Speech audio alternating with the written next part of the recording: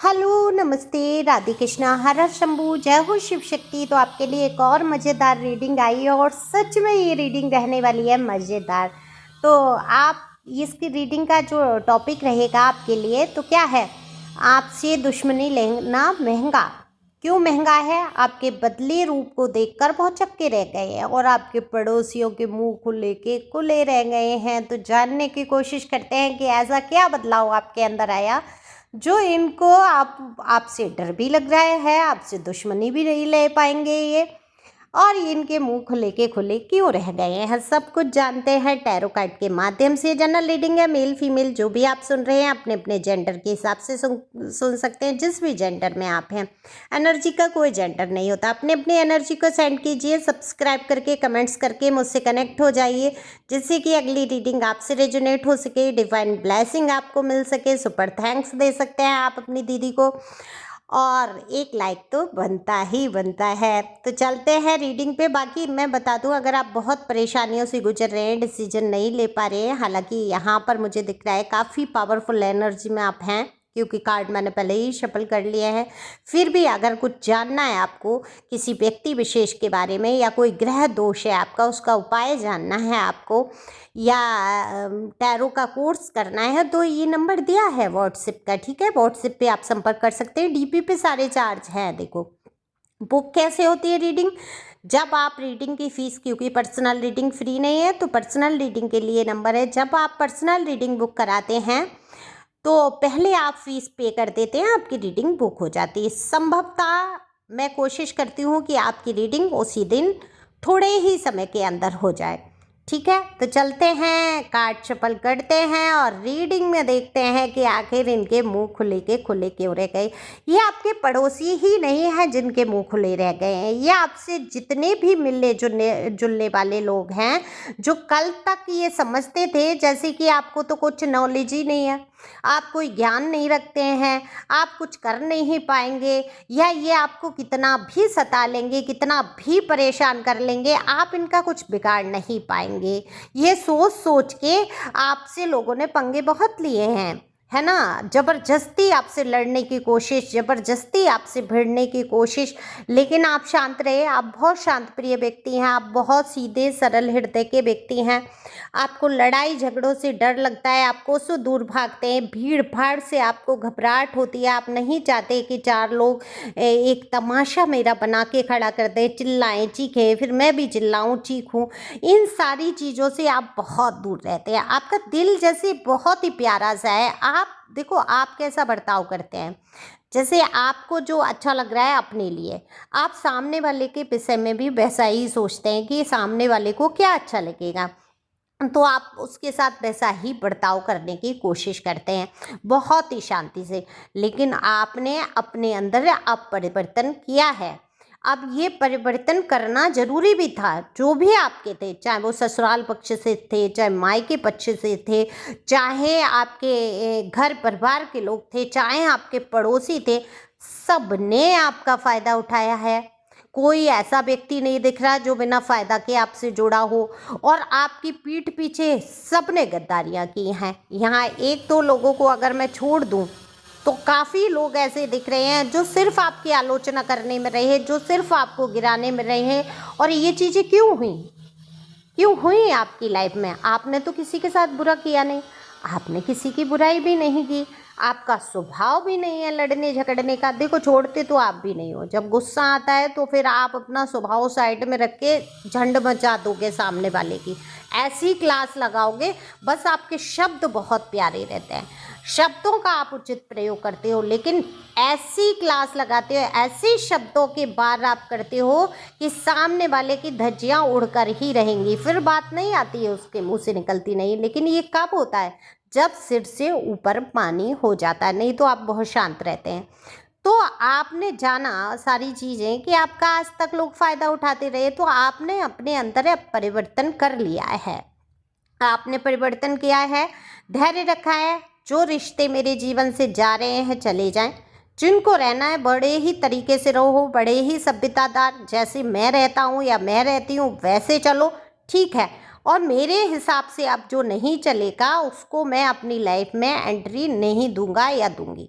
अब ये रिश्ता कोई भी हो सकता है, आपके बच्चे हो सकते हैं, पड़ोसी हो सकते हैं, घर परिवार हो सकता है, भाई बहन, पति पत्नी, प्रेमी प्रेमिका, जो भी रिश्ते हो सकते हैं, वो सारे रिश्तों में आपने अब यही एक लाइनिंग कहते हैं जिसको, एक दीवार आपने खड़ी कर दी। बस बहुत हो गया, सबने फ़ायदा उठाया है, अब कोई मेरा फ़ायदा नहीं उठा पाएगा।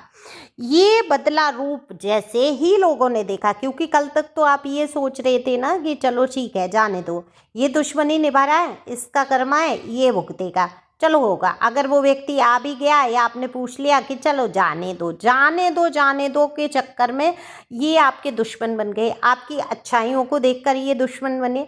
जैसे कि मैंने बोला कि ये दुश्मन क्यों बने, क्यों आपसे इतना भिड़ने लगे, क्यों आपके खिलाफ बात करने लगे, क्यों पीठ पीछे इतनी बुराई करने लगे। ये इसीलिए करने लगे कि जब इन्होंने देखा आप हर परिस्थिति का मुकाबला करके धैर्य से आगे बढ़ते हैं, आप पर दुख का इन लोगों को ऐसा लग रहा है कि आप पर दुख का प्रभाव नहीं पड़ता, कहा सुनी का प्रभाव नहीं पड़ता, जैसे चिकना घड़िया हो गए हैं आप, बेशर्म हो गए हैं, कुछ भी कहते रहो इस पे प्रभाव नहीं पड़ने वाला। वो आपकी शांति को बेशर्माई से ले रहे हैं, वो उस चीज़ को समझ ही नहीं रहे हैं।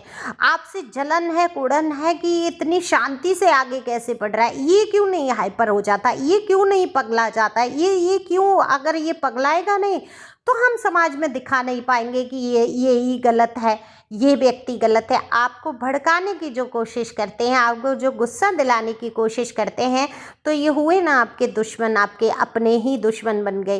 तो इन्होंने दुश्मनी ली, पंगे लिए और आपको भड़का भड़का के कोशिश की लोगों के सामने आपको नीचा दिखा सकें, लेकिन आपने भी ये दिखा दिया कि तुम्हारे दिखाने से मैं नीचा नहीं देखने वाला। अब आप भड़कते भी हैं तो आपकी एक सीमा है, आपको पता है कि मैं भड़कूंगा मैं भी। अच्छा, आपने होशियारी भी इन्हीं से सीखी है, ये 4 लोगों को दिखा रहे हैं तो आप भी 4 लोगों में शांत बन के बैठे हैं।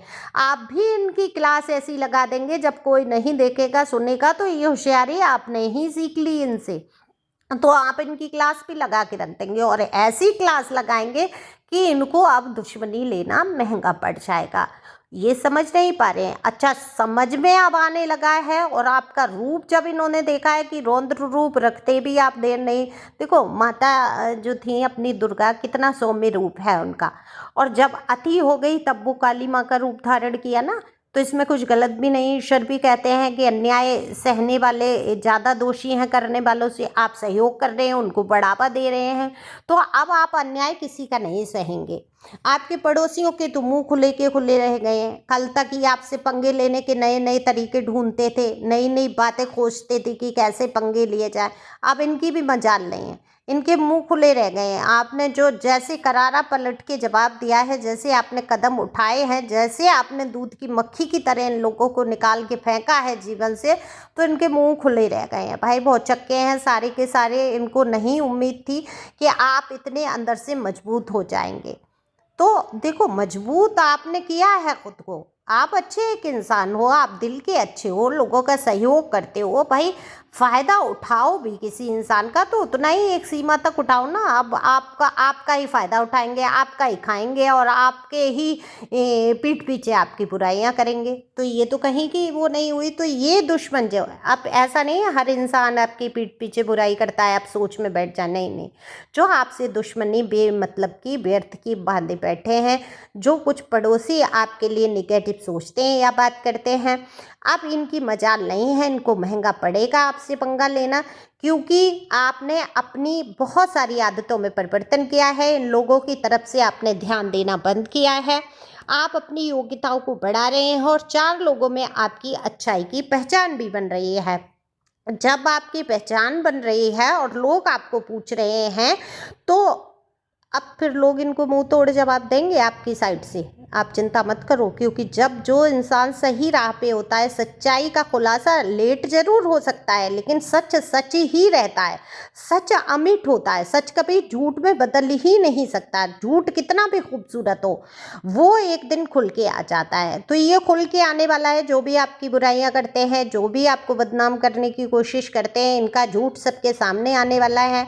और आपने अपनी ड्रेसिंग सेंस पे ध्यान दिया है, अपने कामों पर ध्यान दिया है, अपने आप को निखार कर लाए हैं, तो लोग आपको ऐसे देख रहे हैं, ऐसा परिवर्तन आपके अंदर आया है, वो चाहे लुक वाइज हो, चाहे स्वभाव में हो, चाहे कोई किसी वस्तु विशेष के कारण हो, कुछ तो परिवर्तन आपने किया है। तो इस परिवर्तन को बरकरार रखेंगे, क्योंकि ईश्वर की तरफ से जो संदेश है कि आपके लिए यही उचित है कि आप इसी रूप में रहें और खुश रहें, मस्त रहें, आगे बढ़ते रहें। Thank you for watching my channel.